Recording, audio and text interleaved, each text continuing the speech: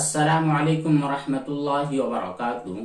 محترم بزرگوں، دوستوں، عزیز ساتھیوں اور پیاری ماں بہنوں، امید ہے کہ آپ تمام حضرات بخیر و عافیت ہوں گے۔ جیسے کہ آپ سب اچھی طرح جانتے ہیں کہ الحمدللہ ہمارے یہاں پر ایک سلسلہ جاری ہے جس میں آپ تمام کے سوالات جو آپ کمنٹ کرتے ہیں یا میسج کرتے ہیں ان سوالوں کے جوابات دیے جائیں، اور وہ جوابات بھی ہم انتہائی آسان الفاظ میں اور بہت ہی مختصر انداز میں جواب دینے کی کوشش کرتے ہیں تاکہ آپ کو سمجھنے میں اور ان پر عمل کرنے میں کسی قسم کی کوئی دقت اور پریشانی نہ ہو۔ اسی طرح ان تمام سوالات کو ریکارڈ کر کے ایک ویڈیو کی شکل میں پبلش بھی کیا جاتا ہے، اور امید یہ ہوتی ہے کہ آپ کا مسئلہ تو حل ہو چکا ہے، آپ کو اس کا فائدہ تو مل چکا ہے، لیکن جو لوگ بھی ویڈیو کو دیکھیں گے ہو سکتا ہے ان کے ذہن و دماغ اور ان کے دلوں میں اس قسم کے سوالات ہو اور ان کے بھی مسائل حل ہو جائے۔ تو چلیے سب سے پہلا سوال اور اس کا جواب پیش کیا جاتا ہے۔ سوال کرنے والے ہیں ہمارے عزیز محترم جناب ریاض لاری صاحب۔ پوچھتے ہیں السلام علیکم۔ جی وعلیکم السلام ورحمۃ اللہ وبرکاتہ۔ ان کا سوال یہ ہے کہ حقہ بار کھولنے کا حکم کیا ہے؟ کیا حقہ بار کی انکم حلال ہے یا حرام ہے؟ جی بالکل جائز ہے۔ حقہ بار کا کاروبار آپ کر سکتے ہیں، تجارت کر سکتے ہیں، تجارت کرنے میں ممانعت نہیں ہے، حرام ہونے کا کوئی مسئلہ نہیں ہے۔ اسی طرح اس کی انکم بھی حلال ہے۔ البتہ بہتر اور افضل یہ ہے کہ آپ حقہ بار کا کاروبار نہ کریں، اس کو نہ پیے اور اس کو کمائی کا ذریعہ نہ بنائیں۔ بہتر اور افضل یہی ہے۔ اب اگلا سوال ہے عائشہ رفیق کا۔ یہ پوچھتی ہیں مستعمل پانی سے استنجا کر سکتے ہیں یا نہیں؟ بالکل استنجا کیا جا سکتا ہے۔ جو مائع مستعمل ہوتا ہے جس کو آپ نے ایک مرتبہ استعمال کر لیا ہے، وہ بالٹی میں محفوظ ہے، تو اس مائع مستعمل کے ذریعے آپ نجاست کو دھو سکتے ہیں۔ اگر آپ کے جسم پر یا بدن کے کسی حصے پر ایسی نجاست ہے جو کہ نظر آتی ہے، ایسی نجاست کا خاتمہ مائع مستعمل کے ذریعے کیا جا سکتا ہے، اس میں کوئی حرج نہیں ہے۔ اس کے بعد اگلا سوال ہے پٹھان الیاس قلم نوری صاحب کا۔ السلام علیکم۔ جی وعلیکم السلام ورحمۃ اللہ وبرکاتہ۔ آج کل بہت سارے لوگ نماز ادا کرتے وقت بہت ساری غلطیاں کرتے ہیں، جیسے کانوں کی لو تک انگلیاں ٹچ کرتے وقت ہاتھ قبلہ رخ ہونا ضروری ہے تو وہ ہاتھ گالوں کی طرف کرتے ہیں۔ نیت باندھ کر کھڑے ہوتے وقت دونوں کے درمیان بہت وقفہ رکھتے ہیں۔ نماز ادا کرنے کا مکمل طریقہ بتلائیں۔ انہوں نے جن چیزوں کی طرف توجہ دلائی ہے عام طور پر ہمارے معاشرے میں وہ غلط فہمیاں ہیں۔ لوگ جس وقت تکبیر تحریمہ کے لیے اپنے دونوں ہاتھ کانوں کی لو تک اٹھاتے ہیں تو ضروری ہے کہ جو ہماری ہتھیلیاں ہے اس کا رخ قبلے کی جانب ہو۔ اس طرح ہم دونوں ہتھیلیوں کو اٹھائے، کانوں کی لو تک لے جائے اور تکبیر کہتے ہوئے، اللہ اکبر کہتے ہوئے ناف کے نیچے دونوں ہاتھ باندھ لے۔ اس طرح کرنا یا پھر اس طرح کرنا یہ صحیح نہیں ہے۔ اسی طرح انہوں نے یہ بھی کہا ہے کہ نیت اور تکبیر تحریمہ ان دونوں کے درمیان بہت زیادہ وقفہ ہوتا ہے، یہ بھی صحیح نہیں ہے۔ پہلے آپ کو بتلایا گیا ہے نماز کے مسائل کے سلسلے میں جو ہم نے 2 ویڈیو بنائی تھی، ان دونوں ویڈیو میں سے کسی ایک میں اس بات کا تذکرہ ہے کہ تکبیر تحریمہ اور نیت دونوں ملے ہوئے ہونا ضروری ہے۔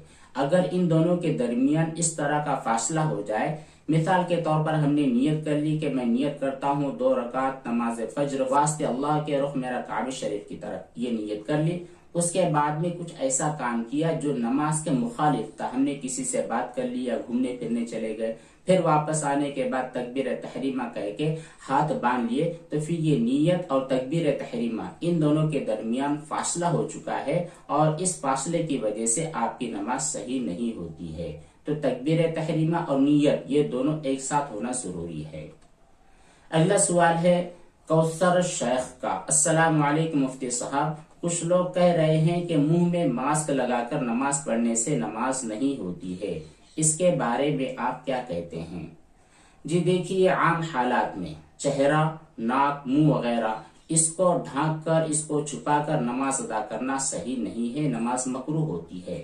لیکن چونکہ آج کل کے حالات میں کورونا وغیرہ کو لوگوں کو بہت زیادہ ڈر ہے، اور حکومت نے جو گائیڈ لائنز جاری کی ہے ان کی نظر کے مطابق لوگوں کو ماسک لگانے کی تاکید کی جا رہی ہے اور انہیں حکم دیا جا رہا ہے کہ اس وبائی بیماری سے بچاؤ کے لیے آپ کو ماسک کا استعمال کرنا ضروری ہے، ورنہ اگر آپ اس کا استعمال نہیں کرتے ہو، اس گائیڈ لائن کی پابندی نہیں کرتی ہو، تو ہم آپ کو نماز ادا کرنے سے روک دیتے ہیں۔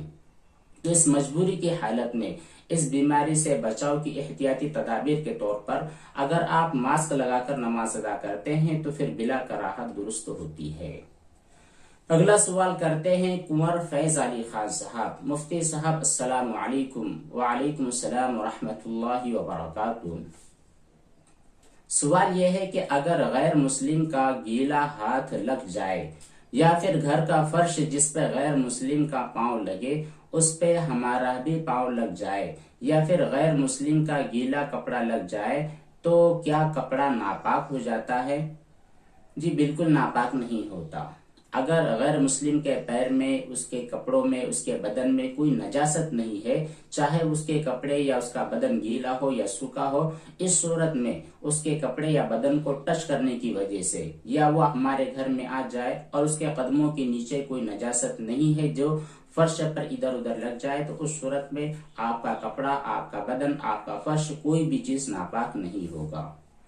اسی طرح ان کا ایک سوال یہ بھی ہے کہ مفتی صاحب اگر غیر مسلم کی دکان سے پنیر خریدا جائے جو کہ پانی میں رکھا جاتا ہے، تو کیا اسے اس خریدنا اور اس کا استعمال کرنا درست ہوگا یا درست نہیں ہوگا؟ جی بالکل درست ہے۔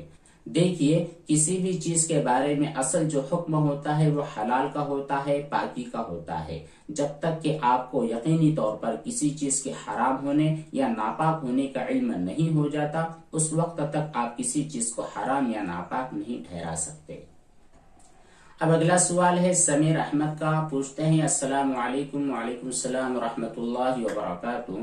حضرت کیا ناپاک کپڑے کو 3 بار اتنا نچوڑے کہ پانی کا کوئی قطرہ بھی نہ نکلے تبھی پاک ہوگا؟ کیونکہ یہ مشکل ہے کہ نچوڑنے کے بعد بھی پانی نہ نکلے، تو کیا اگر نچوڑنے کے بعد بھی کوئی قطرہ نکلتا ہے تو اس صورت میں وہ کپڑا پاک ہوتا ہے یا پاک نہیں ہوتا؟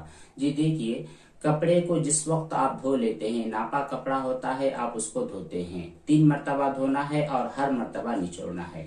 تو جو نچوڑنے کا حکم ہے وہ یہ ہے کہ آپ کی جتنی طاقت ہے اتنی طاقت کے مطابق اس کو نچوڑے، چاہے نچوڑنے کے بعد 1-2 قطرے اس کے گرے، اس میں کوئی حرج نہیں ہے، کیونکہ آپ کپڑے کو اتنی زور سے نچوڑ لے کہ ایک بھی قطرہ نہ نکل سکے، یہ تو ممکن نہیں ہے، بہت زیادہ مشکل ہے، کیونکہ بہت سارے لوگ جو کپڑے دھوتے ہیں ان کے پاس بڑا ڈھیر ہوتا ہے۔ اب ہر کپڑے میں اتنی طاقت وہ لگاتے ہیں کہ آگے چلتے ہوئے 10-12 کپڑوں کے بعد اتنی طاقت نہیں ہوتی ہے کہ پانی کا ایک ایک قطرہ نکل جائے۔ تو جتنی آپ کی طاقت ہوتی ہے اتنا ہی نچوڑنا ضروری ہے، ایک ایک قطرہ نکال دینا یہ ضروری نہیں ہے۔ اس کے بعد اگلا سوال بھی انہی کا ہے، وہ پوچھتے ہیں کہ بتلائیے لیکوریا ہو تو نماز کیسے پڑھیں؟ لیکوریا کی جو بیماری ہوتی ہے، پہلی چیز تو یہ کوشش کرے کہ آپ اس کا علاج کروا لیں۔ علاج کروانا بہت زیادہ ضروری ہے، اگر اس کا علاج نہ کیا جائے تو وہ بیماری بڑھتی چلی جاتی ہے۔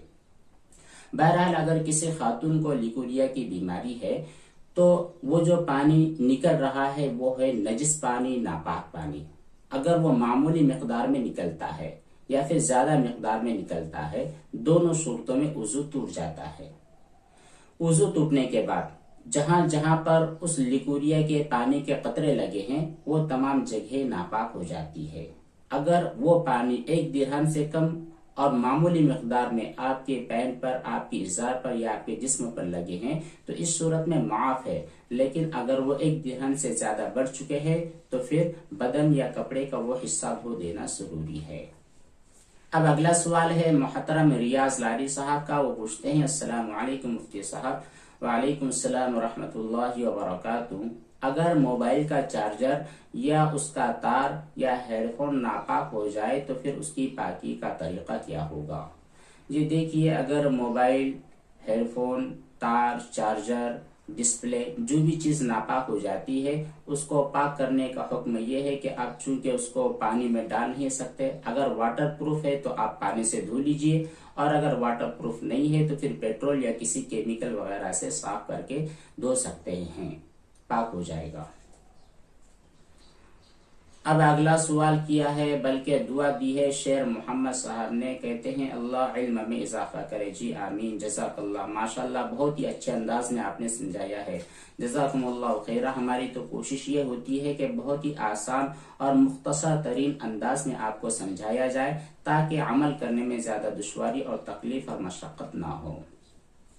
اگلا سوال کیا ہے پٹھان الیاس صاحب نے. ان کا سوال ہے السلام علیکم مفتی صاحب. جی وعلیکم السلام ورحمۃ اللہ وبرکاتہ.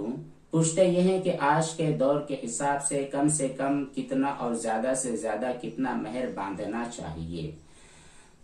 دیکھیے، مہر باندھا نہیں جاتا ہے، مہر ادا کیا جاتا ہے. آج کل ہمارے معاشرے میں سب سے بڑی دقت یہ ہے کہ لوگ صرف مہر باندھتے ہیں، ادا کرنے کی نیت نہیں ہوتی، بلکہ بعض دفعہ مرتے دم تک لوگ مہر کو ادا نہیں کرتے، جو کہ سراسر غلط ہے، بڑے گناہ والی بات ہے. آپ کوشش یہ کیجئے کہ مہر کم سے کم جتنی آپ کو طاقت ہے اتنی طاقت کے مطابق مہر متعین کیجئے، اور نکاح کے وقت فوراً مہر معجل یعنی فوراً مہر کو ادا کرتے، اس کو تاخیر نہ کرے اور اس کو ادھار میں نہ باندھا کرے. اب سوال یہ ہے کہ مہر کی مقدار کتنی ہونی چاہیے؟ کم سے کم جو مہر کی مقدار ہے وہ ہے 10 درہم چاندی. آج کے دور میں اس کی مقدار تقریباً 32 گرام چاندی ہوتی ہے. 32 گرام چاندی آپ کے علاقے میں جتنے روپے کی آتی ہے اس کا حساب آپ سونار سے کر لیں، اور اس کی جتنی رقم بنتی ہے اتنی رقم کم سے کم آپ ادا کر دیں. یہ ہے کم سے کم کی مقدار. اگر آپ کیلکولیشن کریں گے تو تقریباً 2000 روپے تک 32 گرام چاندی آ جائے گی آج کی ڈیٹ میں. لیکن 2000 روپے باندھنا اور 2000 روپے مہر کے طور پر ادا کرنا یہ صحیح سمجھ میں نہیں آتا. ہاں، اگر آپ اتنے غریب ہیں، اتنے لاچار ہیں کہ 2000 ہی آپ کی وسعت ہے، آپ کی طاقت ہے، تو کم سے کم 2000 روپے باندھ سکتے ہیں، 2000 روپے مہر کے طور پر ادا کر سکتے ہیں. اس سے کم ادا کرنا جائز نہیں ہے.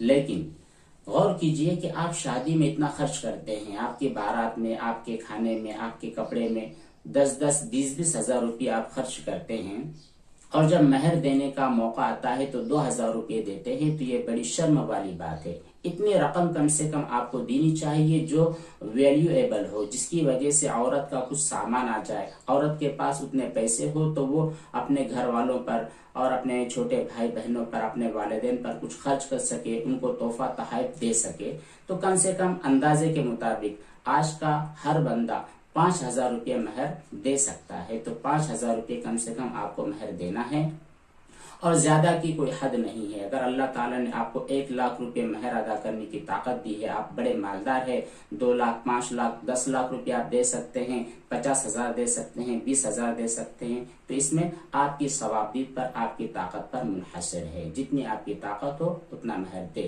لیکن یاد رکھے کہ یہ صرف دکھلاوے کے لیے نہیں ہونا چاہیے کہ دیکھیے ماشاءاللہ ہم نے نکاح میں اتنا بڑا مہر دے دیا، میرا نام ہو، میری شہرت ہو. یہ نیت ہرگز نہیں ہونی چاہیے. نیت صرف اللہ تعالیٰ کو راضی کرنے کی ہونی چاہیے، چاہے آپ جتنا بھی مہر ادا کریں. اگلا سوال ہے ہانی انصاری صاحبہ کا. السلام علیکم مفتی صاحب. وعلیکم السلام ورحمۃ اللہ وبرکاتہ. عربی بات چیت سکھائے نا. جی انشاءاللہ. الحمدللہ ہمارے یہاں پر ایک آف لائن کورس چلتا ہے جس کا نام 2 ایئرس ڈپلوما کورس ان فنکشنل عربک لینگویج ہے. عربی زبان کے لیے 2 سال کا ایک ڈپلوما کورس ہے جو ہمارے یہاں پر طلبہ کرام سیکھتے ہیں. کوشش ہم یہ کریں گے کہ چھوٹے چھوٹے جملے جو عام طور پر ہماری زندگی میں استعمال کیے جاتے ہیں، کھانے پینے کے تعلق سے، شاپنگ کے اعتبار سے، اسی طرح ٹیلی فون وغیرہ کے اعتبار سے، جو چھوٹے چھوٹے جملے ہیں وہ آپ کو یاد کروایا جائے. اس کے متعلق ایک چھوٹا سا کورس اوپن کیا جائے جس کی وجہ سے ہمیں عربی سیکھنے میں، عربی بولنے میں مدد مل سکے. انشاءاللہ ہم اس بات کی کوشش کر رہے ہیں. اگلا سوال کیا ہے پٹھان الیاس قلم نوری صاحب نے. السلام علیکم مفتی صاحب. جی وعلیکم السلام ورحمۃ اللہ وبرکاتہ. پوچھتے یہ ہیں کہ رمضان کا چاند کب دکھے گا؟ جی دیکھیے، رمضان کا چاند ویسے امید ہے کہ 13 اپریل کو نظر آ جائے گا، لیکن پھر بھی چاند وہ اللہ تعالیٰ کے علم میں ہے کب ظاہر ہو. تو بہرحال جب بھی چاند نظر آئے گا. لیکن امید ہے کہ 13-14 تاریخ کو یہ پورا مہینہ ہوگا، شعبان کا مکمل مہینہ ہوگا، اسی کے بعد چاند نظر آئے گا. رمضان کا پہلا روزہ کب ہوگا؟ تراویح کب پڑھی جائے گی؟ जिस वक्त भी चांद नजर आए, 13 को नजर आए, 14 को नजर आए, बहरहाल जिस तारीख में भी चांद नजर आता है, चांद के नजर आने के बाद जो नेक्स्ट रात होती है उस रात में आपको तरावी पढ़नी है। और अगला जो दिन होता है उस दिन रमजान की पहली तारीख होती है, पहला रोजा होता है। अगला सवाल पूछते हैं समीर अहमद साहब, अस्सलाम वालेकुम हजरत, बर्तन, डिब्बे वगैरह सामान पर नापाक छींटे पड़ जाए तो 3 बार धो लेने से पाक हो जाते हैं, या फिर एक मर्तबा धोकर उन्हें रख दिया जाए यहाँ तक के पानी के कतरे टपक जाए, फिर दूसरी मर्तबा धो लिए जाए, फिर उसके पानी का कतरा टपक जाए, सूख जाए, फिर तीसरी मर्तबा धो लिया जाए, इस तरह करना चाहिए या फिर क्या हुक्म है? वालेकुम अस्सलाम वरहमतुल्लाहि वबरकातुहू। जी देखिए, डब्बे, बर्तन वगैरह जो हमारे किचन का सामान होता है, इनके ऊपर अगर नापाकी लग जाती है तो इसका भी हुक्म यह है कि 3 मर्तबा उनको धोना है। अगर नजासत नजर नहीं आने वाली है तो 3 मर्तबा धोना है, और अगर नजासत नजर आती है तो फिर उतनी मर्तबा तक धोना है जब तक कि वो नजासत और उसका असर खत्म नहीं हो जाता। बहरहाल 3 मर्तबा धोना जरूरी है। इसमें यह हुक्म नहीं है कि एक मर्तबा आप धो ले उसके बाद रख दे यहाँ तक कि पानी के कतरे टपकना बंद हो जाए, हवा से या धूप वगैरह से सूख जाए, फिर दूसरी मर्तबा धो, फिर यही हो जाए, फिर तीसरी मर्तबा धोने के बाद जब हवा और धूप वगैरह से सूख जाए तभी पाक होंगे, इस तरह का नहीं है। बस ऐसे रेगुलर आप 3 मर्तबा धो ले और उसके बाद उसको सुखा दे वगैरह, जो करना है वो करे, वो पाक हो जाता है। बहरहाल हर मर्तबा धोना और हर मर्तबा सुखाना ये जरूरी नहीं है। अच्छा, अब अगला सवाल और उसका जवाब पेश करने से पहले आपकी खिदमत में एक बात ये पेश करनी है कि जब भी आप किसी मसले के बारे में सवाल करना चाहे तो कोशिश ये करें कि सवाल बहुत शॉर्ट में हो, बहुत मुख्तसर में हो। जो बात आप पूछना चाहते हैं उतनी ही बात पूछे, और जो आपके सवाल का मकसद है वो मकसद वाज़ेह होना चाहिए। इसके लिए हमारे बहुत सारे भाई और बहनें ऐसे हरूफ लिख देते हैं, शॉर्ट में लिख देते हैं, जिसकी वजह से मसला क्या है वो समझ में नहीं आ पाता है। तो जो मैसेज आप टाइप करें बिल्कुल ध्यान से और तवज्जो से टाइप करें। और बहुत सारे हमारे भाई और बहनें ऐसी हुआ करती हैं जो सवालात कमेंट दर कमेंट करते हैं, यानी एक सवाल आपने किया, उसी सवाल के कमेंट में हमने उसका जवाब तहरीर कर दिया, फिर बाद में उस कमेंट के अंदर एक कमेंट किया जाता है, यहाँ तक कि वो 15-20 कमेंट हो जाते हैं। तो इतने दूर तक तवज्जो करना, ध्यान देना, जल्दी से वो मसला समझ में नहीं आता है, नजरों के सामने नहीं आता है, इसकी वजह से जवाब देने में भी लेट हो जाते हैं, ताखिर हो जाती है। तो बेहतर यह है कि जो भी आप सवाल करें वो फ्रेश वीडियो के नीचे किया करें। दूसरी चीज ये है कि जब भी आप सवाल करें, सवाल के साथ अपना नाम और अपने मकाम का नाम जरूर तहरीर कर दिया करें ताकि शख्सियत समझ में आए। चलिए, जो सवाल किया है समीर अहमद साहब ने उसका जवाब देते हैं। सवाल उनका यह है कि हजरत, क्या पीरियड की हालत में गर्ल कपड़ा जाए नमाज पाक कर सकती है या पाक नहीं कर सकती? क्योंकि ऐसा कहा जाता है कि गर्ल नापाकी की हालत में जाए नमाज नहीं उठा सकती। जी बिल्कुल गलत बात है। नापाकी की हालत में औरत तमाम काम कर सकती है सिवाय चंद कामों के। चंद काम क्या है?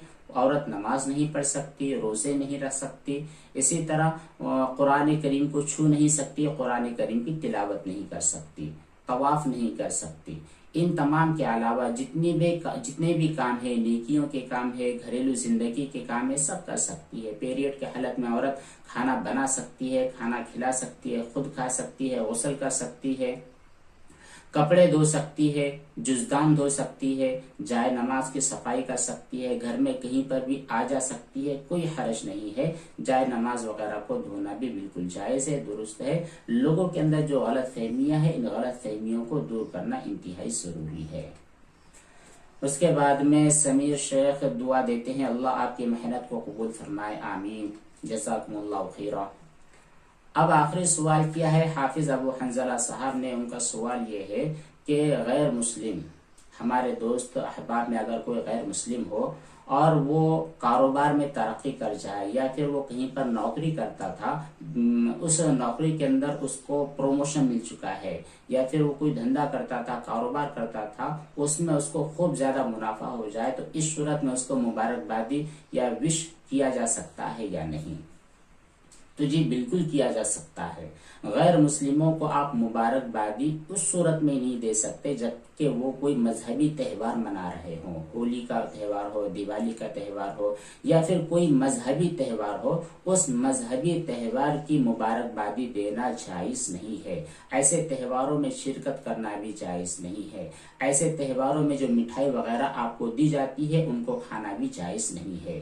البتہ وہ خوشیاں جو ان کی مذہبی رسومات اور مذہبی تہواروں کے دائرے سے خارج ہے، ان موقعوں پر انہیں انسان ہونے کی حیثیت سے آپ انہیں مبارکبادی دے سکتے ہیں، وش کر سکتے ہیں، کوئی حرج نہیں ہے۔